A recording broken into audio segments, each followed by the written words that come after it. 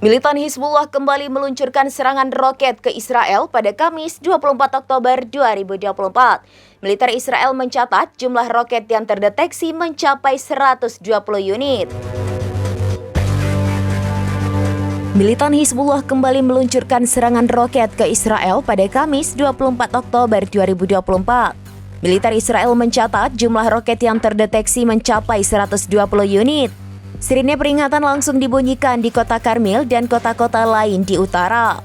Pihak militer tidak merinci berapa jumlah roket yang berhasil dicegat maupun lolos. Namun The Times of Israel melaporkan 4 orang terluka di Galilea Barat akibat serangan Hizbullah.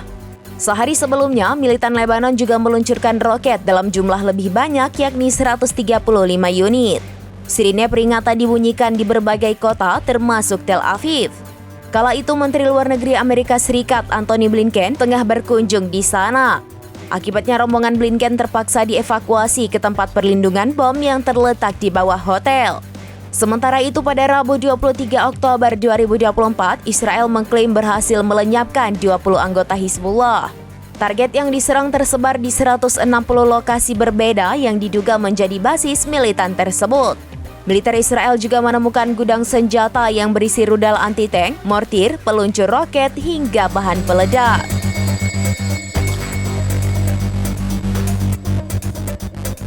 Demikian informasi terkini Syedaralun. Saksikan terus informasi lainnya. Jangan lupa like dan share seluruh akun serabinews.com.